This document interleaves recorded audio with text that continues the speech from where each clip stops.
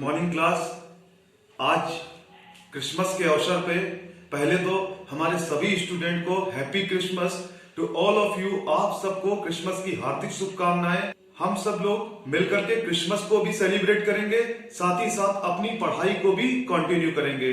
तो स्टूडेंट्स, आज हम लोग इलेक्ट्रिसिटी का पार्ट 2 ला रहे हैं क्रिसमस के अवसर पर कि इलेक्ट्रिसिटी, जिसको हमारे बच्चों की डिमांड थी, सर कुछ डीप में और पढ़ाइए, इलेक्ट्रिसिटी के बारे में कुछ और बताइए। तो आज हमने अपने बच्चों की बात को रखते हुए इलेक्ट्रिसिटी का दूसरा वीडियो जो कि रिलीज करने जा रहे हैं हम लोग सब लोग ध्यान से देखेंगे। Class 9th 10th 11th 12th लेखपाल, एसएससी, रेलवे, एनटीपीसी के एग्जाम के लिए बहुत महत्वपूर्ण टॉपिक इलेक्ट्रिसिटी जो विद्युत है, इसको हमें ध्यान से पढ़ना है और समझना है। तो स्टूडेंट्स यहाँ पे देखिए इलेक्ट्रिसिटी का पार्ट 2। सबसे पहले ओम्स लॉ, ओम का नियम क्या है। ओम्स लॉ देखिए, एक वायर के लिए दिया गया कि किसी भी वायर में अगर कोई करंट फ्लो कर रही है और वायर के दोनों एंड में जो पोटेंशियल डेवलप होता है, तो वोल्टेज जो होगा वो करंट के क्या होगा, डायरेक्टली प्रोपोर्शनल होगा। जब हम प्रोपोर्शनलिटी कांस्टेंट लाएंगे या प्रोपोर्शनलिटी साइन हटाएंगे तो V इक्वल टू क्या हो जाएगा, IR। बच्चों यहां पे R क्या है, R रेजिस्टेंस है। अब हम लोग समझेंगे कि रेजिस्टेंस होता क्या है। जब किसी वायर में कोई करंट फ्लो करती है तो उस समय वायर में जो अपोजिशन होता है वो क्या कहलाता है, वो आपका रेजिस्टेंस कहलाता है। यहां पर रेजिस्टेंस का फार्मूला दिया है, R is equal to V upon I, voltage upon current. R is equal to rho L upon A। Rho क्या है, यहाँ रजिस्टिविटी है, L है लेंथ ऑफ द वायर और A क्या है, area of cross section of wire. बच्चों ये रजिस्टिविटी क्या होता है, तो रजिस्टिविटी क्या है, R is equal to rho A by L। यानी किसी भी वायर जिसकी लेंथ 1 मीटर है और उसका cross section area 1 metre square है, तो उस वायर में जो भी रेजिस्टेंस होगा वो रजिस्टिविटी के बराबर होता है।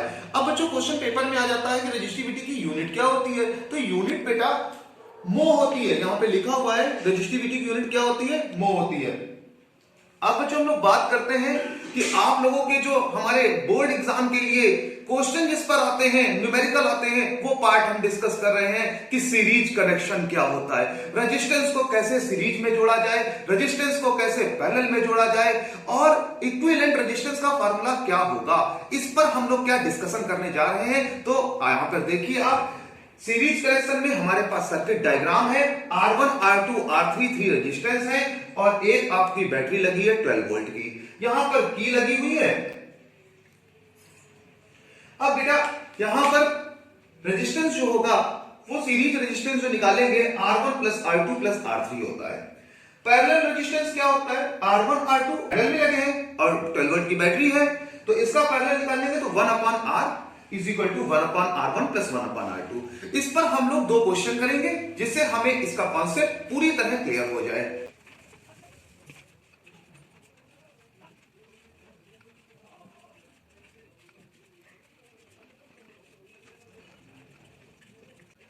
तो यहां पर स्टूडेंट्स देखिए, हमने सीरीज में 2 रेजिस्टेंस लगाए 2 ओम के, इनका इक्विवेलेंट रेजिस्टेंस 2 प्लस 2 4 ओम आएगा।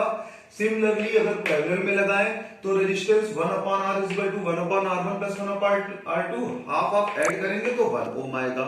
इस प्रकार से कैसा भी सर्किट हमारे पास आए, हमें पहले कनेक्शन चेक करने हैं कि रेजिस्टेंस सीरीज में लगा है या रेजिस्टेंस पैरेलल में लगा है। अगर स्टूडेंट्स हमने देखा कि सीरीज कनेक्शन अगर करते हैं तो रेजिस्टेंस कैसे कैलकुलेट करते हैं, पैरेलल कनेक्शन करते हैं तो रेजिस्टेंस कैसे कैलकुलेट करते हैं। अब हम लोग आगे चलते हैं।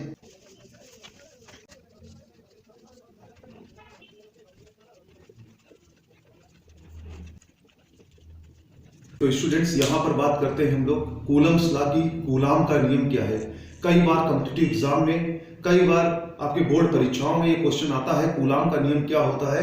तो मैं आपको बता दूं, कूलाम का नियम जो है स्टैटिक इलेक्ट्रिसिटी के लिए दिया गया। स्टैटिक इलेक्ट्रिसिटी यानी स्थिर विद्युत, यानी दोनों चार्ज पार्टिकल हमारे कैसे रहेंगे, स्टेशनरी रहेंगे। तो यहां पर हमने 2 चार्ज पार्टिकल लिए हैं Q1 और Q2। इनके बीच में जो भी फोर्स ऑफ अट्रैक्शन या फोर्स ऑफ रिपल्सन लगेगा वो दोनों चार्ज के मल्टीप्लीकेशन के प्रोपोर्शनल होगा। That's the equation first.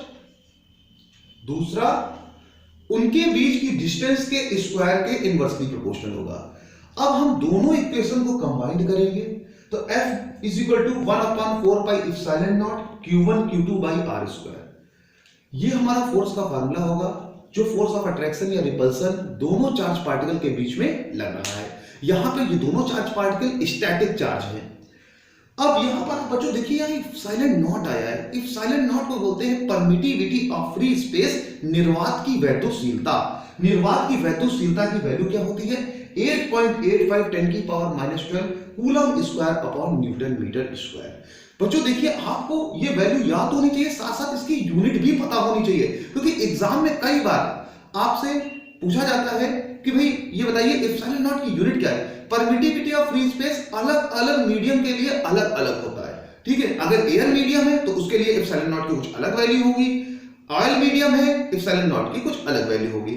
तो आज की क्लास में हमने रेजिस्टेंस के बारे में पढ़ा, रेजिस्टेंस के जो कनेक्शंस हैं उनके बारे में पढ़ा, रजिस्टिविटी क्या होती है उसके बारे में देखा, और कूलम्स लॉ जो कि महत्वपूर्ण है आपके रेलवे एनटीपीसी एग्जाम के लिए, बोर्ड एग्जाम के लिए, साथ ही साथ लेखपाल, यूपी पुलिस, एसएससी और आपके अदर स्टेट लेवल एग्जाम के लिए महत्वपूर्ण है। तो इसको आपको बहुत ध्यान से पढ़ना है, समझना है, नोट डाउन करना है। हमारे चैनल लेट्स क्रैक इट को लाइक करें, शेयर करें, सब्सक्राइब करें। Thank you class.